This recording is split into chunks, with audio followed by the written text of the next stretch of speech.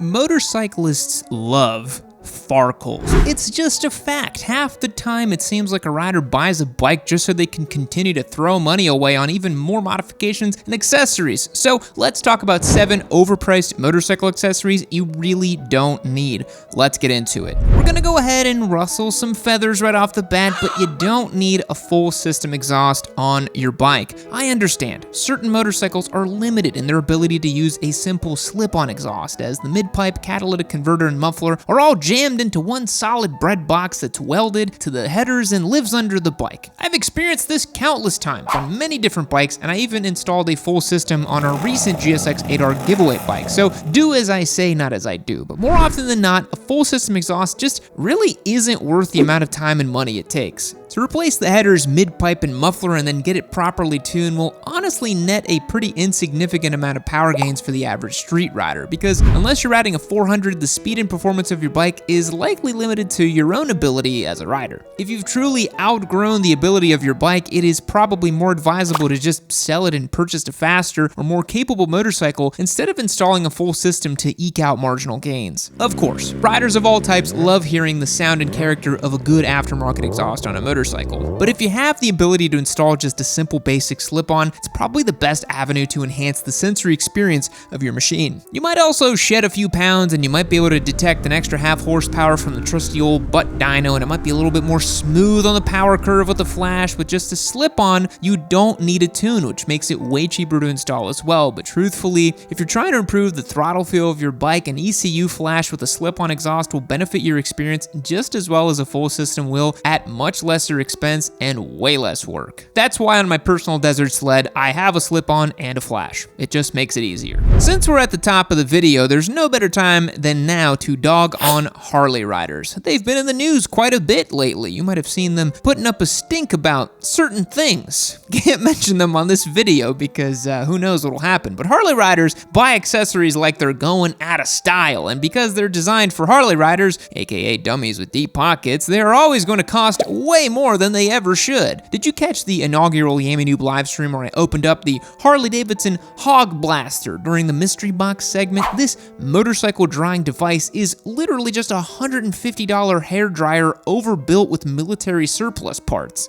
The Hog Blaster, Hog is also a registered mark by the way, is a perfect example of why you should never buy any accessory with the Harley Davidson logo on it, because you can guarantee it's going to be overpriced and genuinely moronic. HD branded accessories aside, every single accessory catered towards Harley guys is a superfluous and ill-advised purchase. Eddie Trotta Harley grips with spikes on the end, $314. Fat Baggers pointed Harley handlebars, $450. Between the bike purchase itself at the Harley dealership and the endless aftermarket of custom parts and accessories, Harley riders are really getting at both ends. The sheer magnitude of overpriced Harley accessories could fill an entire video, but I'm just going to condense them to this segment so we can all get it out in the open and move on and allow ourselves time to heal. LED Skull HD gas cap, $180. Harley Davidson Eagle primary case cover, $80. HD Haymaker adaptive LED headlamp, drumroll please,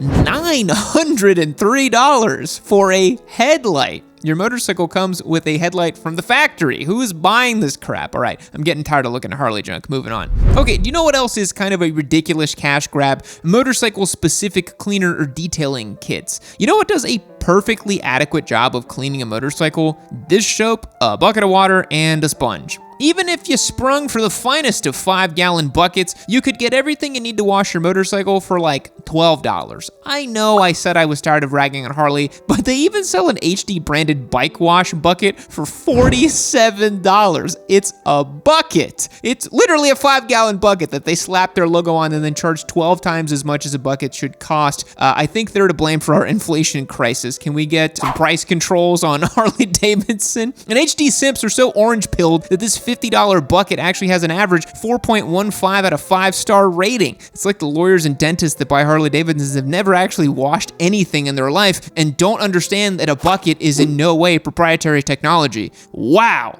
It holds water. 5 stars. Would purchase again. Buckets aside, the motorcycle cleaning kits are pretty unnecessary most of the time. You can buy the premium motorcycle cleaning and detailing kit and get every single nook and cranny absolutely spotless, but look, 5 minutes into your next ride, it's going to be nowhere near as spotless as it was when you pulled it out of the garage. So sure, if you're selling your bike and you want to get it perfectly detailed to take some flashy pictures for the listing, I could understand buying some specialized products and taking the time to get it really spotless. But for the average rider that just wants to keep their bike decently clean, to get rid of the crusted on bugs, dirt, and road grime, literally just like any soap and water is all you're gonna need. The super cheapo car wash stuff works great too. I've used that for years. And despite what the neurotic armchair motorcycle experts like to say, you can spray down your bike in the DIY car wash. As long as you don't stick the pressure washer nozzle directly into the fuse box or the exhaust and let it rip, it'll probably be perfectly fine. If washing your bike with a hose causes any sort of issues, you have greater problems on your bike that you need to track down. Why are all those wires exposed? Okay, all you sport bike giga chads and M package S1000 fast boys, listen up. We've dunked on Harley, guys. I'm coming for you. Take a deep breath. Can you hear me?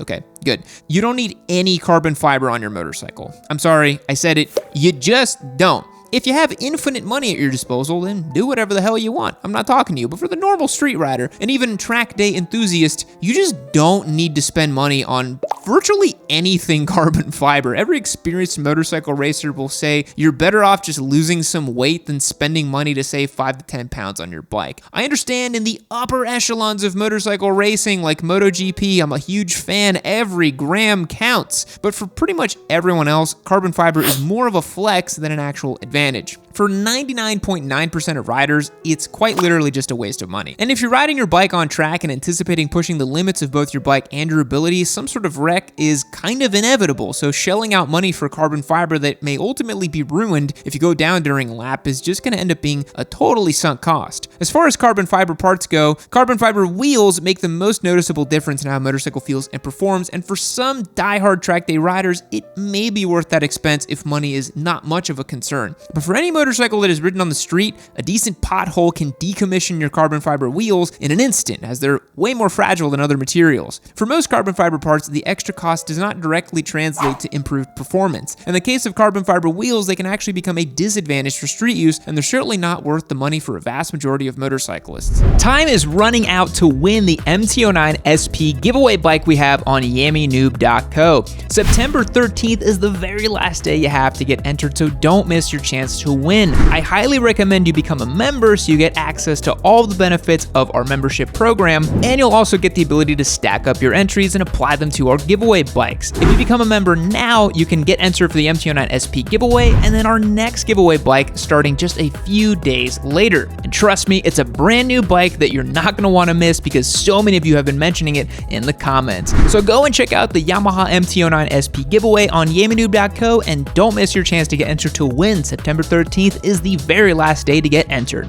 The adventure bike segment is pretty rife with riders who seem determined to absolutely maximize the accessory count on their bikes. You got crash protection, skid plates, a taller windscreen, handguards, rally lights, panniers, and the list goes on and on. And while some of these may be considered unnecessary mods or modifications if you're using your ADV bike as most pedestrian dads do, and essentially sport touring bikes with a rugged aesthetic, there are some accessories that are pretty overpriced and potentially unnecessary. And today we're talking specifically about the onboard GPS systems. There are different options that range in price, and some of the top of the line Garmin models cost almost $600, and that's a lot of coin. We live in 2024.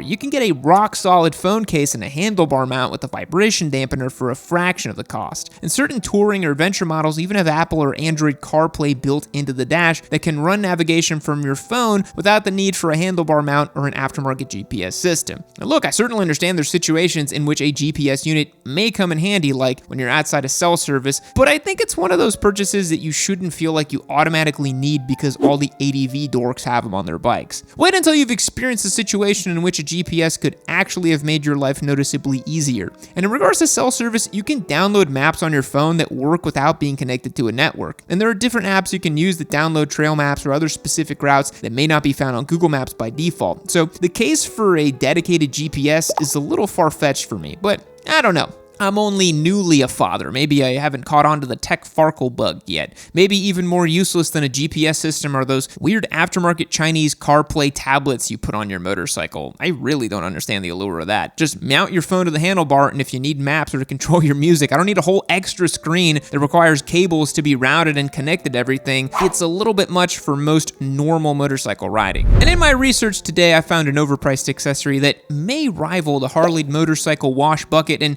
maybe even the hog blaster. The $75 motorcycle cup holder. In what world is it worth spending $75 on a cup holder? In what world is it even appropriate to have a cup holder on your motorcycle? I understand hydration is important. A hydration pack is a great addition to your motorcycle gear if you're going to be taking long rides, especially in the sweltering summer heat, but I can guarantee you if you've got a cup holder on your bike, you ain't keeping a bottle of Evian on that thing. A $75 motorcycle cup holder is designed for the Harley or Golden Ring rider who needs a big old jug of soda pop to quench their thirst on the road. They've got a half helmet, some New Balance sneakers, and an ice-cold Big Gulp filled with Diet Mountain Dew. I really can't see no other alternative scenario. If they just wanted to drink water, they would use a hydration pack. They certainly can't be drinking a piping hot cup of joe on the road, so they're either slugging down kidney stone fuel, or maybe if you're a Harley rider closer to Sturgis, they might have a beverage that is of the more adult variety, if you catch my drift. Of course, we all like to wear proper riding gear. Riding gear is essential to stay safe out there on the road, and luckily, there's tons of options for all different types of riding styles and budgets, so even if you're a newer rider who is strapped for cash, you can still get outfitted in great, affordable, safety-rated equipment. But companies who make motorcycle gear also make, like, extraneous motorcycle gear that's marketed as being motorcycle-specific and then charge way more for a simple product. Okay, listen, for instance, do we need motorcycle-specific socks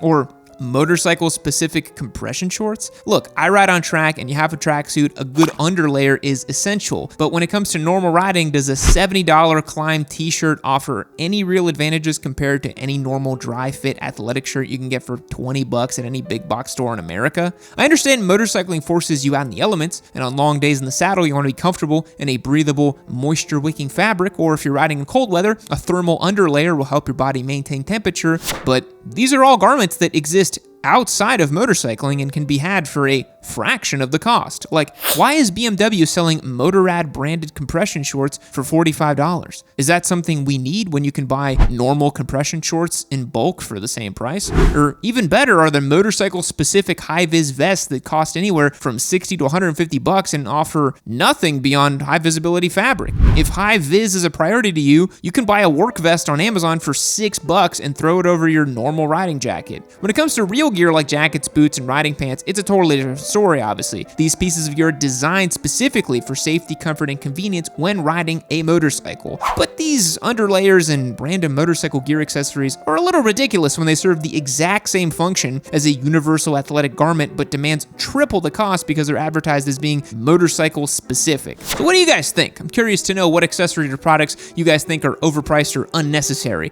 I recognize some people like spending money on their bikes. That's cool, but I just want to do my job to let new riders know that you don't need to spend so much on unnecessary things, because that kind of seems to be the norm. I want to push back on motorcycling being a consumption community and rather just a solid riding community. And if you disagree, please let me know. I always get a kick out of the super aggro comments. You guys need to take a chill pill. Deep breaths. Thanks for watching to the end of the video. I always appreciate it. I'll catch you guys in the next one. Fact: chainsaws were first invented for childbirth. Goodbye. All right, we're getting some feedback that our outros are a little weird. We had the Rossi amniotic fluid one, a couple oddball ones here and there where I pretend like you're dreaming, but I'm not actually pretending. You are dreaming, and you should probably wake up. Wake up! Kyle! Wake up! It's not real. But you know what is real? MQ9SP giveaway. YamiNew.co. Click the link down below. You know what to do. It's the best way to support the show. But if you need time to think about it, watch this next video. If I can't convince you right here with this.